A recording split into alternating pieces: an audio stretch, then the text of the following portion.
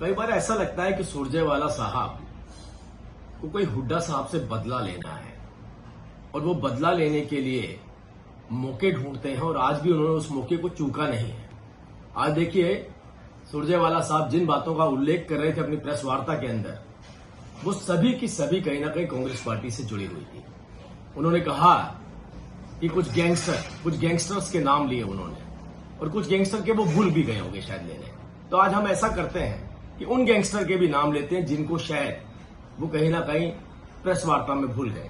इसके अलावा भी कुछ गैंगस्टर हैं, संदीप गडोली, सतीश कठुरिया, दीपक पहलवान, मनोज भाटी, करमबीर बधाना, अनिल ढिल्लो, ये सब वो गैंगस्टर हैं जिन्होंने हरियाणा के अंदर भरपूर बर्बादी मचाई, जिनका बहुत बड़ा योगदान था हरियाणा के अंदर फिरौती के लिए, हत्याओं के लिए।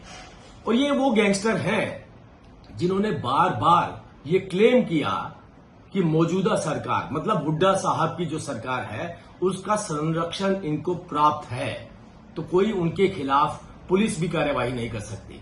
और उस वक्त की विपक्ष की पार्टियों ने भी इस बात को बार बार उठाया कि पुलिस का संरक्षण और सरकारी संरक्षण के चलते ये गैंगस्टर सक्रिय हैं। बड़ी दिलचस्प बात मैं आपको बताना चाहता हूं कि आज एआई का युग है।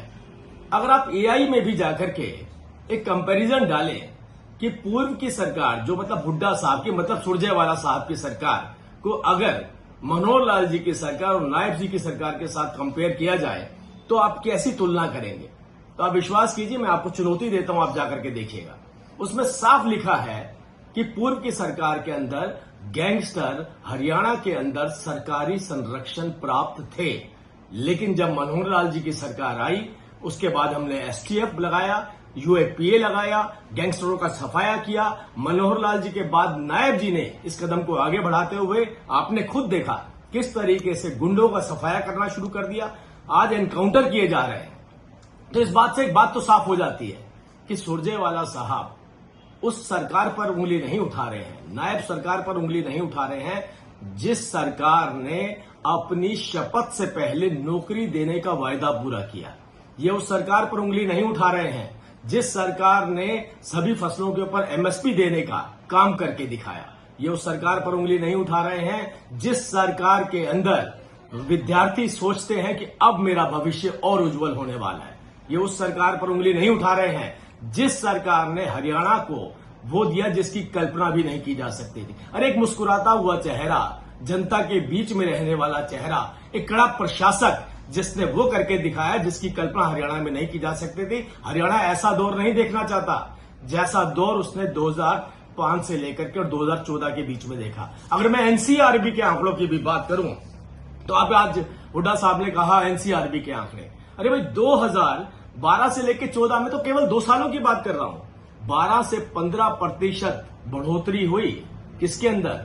हत्याओं के अंदर, लूट के अंदर। लेकिन जिनके साथ लूट की जाती थी, हत्या की जाती थी, उनके तो केस भी दर्ज नहीं होते थे। हाँ, हमने कहा कि कमजोर से कमजोर आदमी भी आकर के थाने में अपनी रिपोर्ट दर्ज करवा सकता है। हम किसी भी गैंगस्टर को बख्शेंगे नहीं। जिस तरीके से इनकी सरकार के अंदर संरक्षण दिया जाता था फिरौती के लिए, संरक्षण दिया जाता था हत्याओं के लिए, और संरक्षण दिया जाता था अपने राजनीतिक सर्वाइवल के लिए, आज वो दौर जा चुका है। सुरजेवाला साहब, आपकी दुश्मनी हुड्डा साहब के साथ है। आप प्रेस वार्ता की जगह सीधा सीधा एक प्रेस नोट जारी करिए और बताइए कि किस तरीके से हरियाणा के हालात थे और कैसे हालात आज बन चुके हैं। आपकी आपसी रंजिश के चलते आप हमारी सरकार को मत उजागर कीजिए।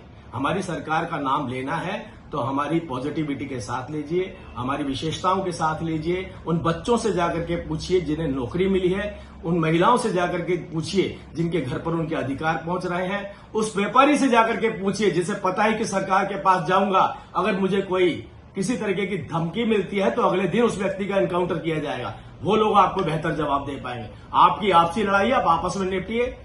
भारतीय जनता पार्टी की ईमानदार, पारदर्शी और मुस्कुराते हुए चेहरे वाली सरकार के ऊपर उंगली उठाना बंद करिए।